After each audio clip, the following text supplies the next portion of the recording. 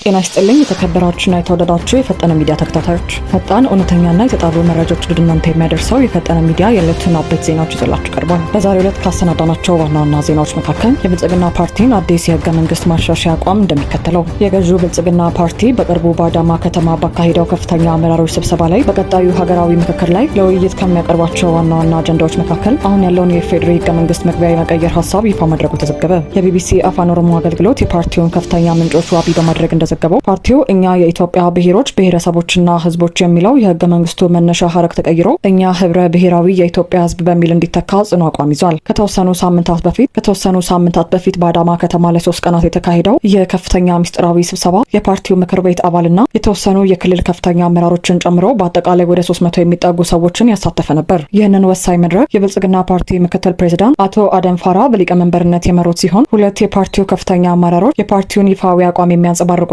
ለሀገራዊ ምክክር ኮሚሽን የሚቀርቡ ዋና ዋና አጀንዳዎችን ለተሳታፊዎች አቅርበው ሰፊ ውይይት ተደርጎባቸዋል። ስማቸው እንዳይጠቀስ የጠየቁ የብልጽግና ፓርቲ ምክር ቤት አባል ለቢቢሲ እንደገለጹት የስብሰባው ዋነኛ ዓላማ በሚካሄደው ሀገራዊ ምክክር ላይ ፓርቲውን እንደ አንድ ትልቅ የፖለቲካ ኃይል የሚይዛቸውን ስትራቴጂካዊ አቋሞች ለከፍተኛ አመራሩ ለማስጨበጥና የጋራ ግንዛቤ ለመፍጠር ያለመ ነበር። በመድረኩ ላይ ከቀረቡትና የፓርቲው አቋም ተደርገው ከተወሰዱት አጀንዳዎች መካከል ዋነኛውና አነጋጋሪው ጉዳይ አሁን ባለውና በስራ ላይ በሚገኘው የፌዴራል ህገ መንግስት መግቢያ መጀመሪያ መስመር ላይ የሚገኘው እኛ የኢትዮጵያ ብሔሮች ብሔረሰቦችና ህዝቦች የሚለው ሐረግ የብልጽግና ፓርቲ ባቀረበው አዲስ መዋቅር መሰረት በዜግነትና በጋራ ማንነት ላይ ባተኮረ መልኩ ተስተካክሎ እኛ ህብረ ብሔራዊ የኢትዮጵያ ህዝብ በሚል አዲስ ሐረግ እንዲተካ ፓርቲው የፖለቲካ አቋም መያዙን በመድረኩ የተሳተፉት የፓርቲው ኃላፊ አረጋግጠዋል። የብልጽግና ፓርቲ ከፍተኛ አመራሮች ይህንን የማሻሻያ ሀሳብ ያቀረቡበትን ዋና ዋና መነሻ ምክንያቶች ለስብሰባው ተሳታፊዎች በዝርዝር አስረድተዋል። አሁን ያለው የህገ መንግስት መግቢያ የተጻፈበት መንፈስ ታሪካዊ ከሆኑ የጭቆና ትረካዎች በመነሳት ብቻ የተቃኘ በመሆኑ የወደፊቱን የኢትዮጵያን የጋራ ራዕይና አብሮነት በአግባቡ አያሳይም የሚል ነው። ስለዚህ መግቢያው ካለፈው ቅሬታ ይልቅ ወደፊት የሚያሻገር የጋራ ራዕይን የሚያንጸባርቅ መሆን አለበት ብሎ ፓርቲው ያምናል። ማንነታቸውን በብሔር ወይም በብሔረሰብ ቀመር ብቻ መግለጽ የማይፈልጉትን ይልቁንም እኛ ዜጋንን መታወቂያችንም ኢትዮጵያዊነት ነው የሚሉትን ሰፊ የህብረተሰብ ክፍሎች ድምጽና ማንነት ያካተተ እንዲሆን ለማድረግ ታስቦ ነው። ይህም ህገ መንግስቱ የሁሉንም የኢትዮጵያ ወገኖች ይሁንታና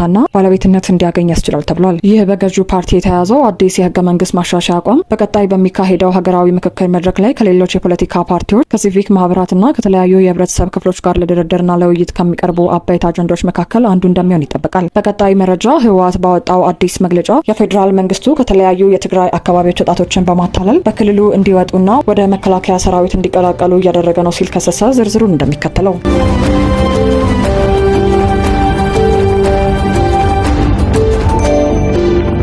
የህዝባዊ ወያኔ ሓርነት ትግራይ ባወጣው አዲስ መግለጫ የፌዴራል መንግስቱ ከተለያዩ የትግራይ አካባቢዎች ወጣቶችን በማታለል ከክልሉ እንዲወጡና ወደ መከላከያ ሰራዊት እንዲቀላቀሉ እያደረገ ነው ሲል ከሰሰ። ድርጅቱ ወጣቶቹ በማጎሪያ ካምፖች ውስጥ ለረሃብና ለበሽታ እየተዳረጉ መሆኑን በመጥቀስ ከትግራይ ውጭ የሚገኙ ወጣቶች በአስቸኳይ ወደ ክልላቸው ተመልሰው ለትግራይ ህልውና እንዲታገሉ ጥሪ አቅርቧል። በብሔራዊ ምርጫ ቦርድ ህጋዊ እውቅና የተነፈገውና በአሁኑ ወቅት በትግራይ ክልል ስልጣን ላይ የሚገኘው ህወሓት ባወጣው በዚህ መግለጫ የፌዴራል መንግስቱ ወጣቶችን ከተለያዩ የክልሉ አካባቢዎች በማስወጣት ወደ ጦር ሰራዊት እያስገባ መሆኑን ገልጿል። እንደ ድርጅቱ ገለጻ ከሆነ በአሁኑ ወቅት በአዲስ አበባና በሌሎች የኢትዮጵያ ከተሞች የሚገኙ እነዚህ የትግራይ ወጣቶች የመንግስት ተቋማት ኢላማ ሊሆኑ ይችላሉ የሚል ስጋት አለ። መንግስት ከክልሉ ያወጣቸውን ወጣቶች የተወሰኑትን በተለያዩ የጦር ግንባሮች እንዲዋጉ እያደረገ ሲሆን ሌሎችን ደግሞ በማጎሪያ ካምፖች ውስጥ በማቆየት ለከፍተኛ ስቃይ፣ ለረሃብና ለበሽታ እየዳረጋቸው ይገኛል ሲል ድርጅቱ የከረረ ክስ ሰንዝሯል። በመሆኑም ከትግራይ ውጭ ያሉ ወጣቶች ወደ ቀያቸው ተመልሰው ከህዝቡ ጋር በጋራ መታገል ብቻ ዘላቂ መፍትሄ እንደሚያመጣ ድርጅቱ አስገንዝቧል። ህወሓት በመግለጫው የፌዴራል መንግስቱን በከባድ ቃላት መውቀሱን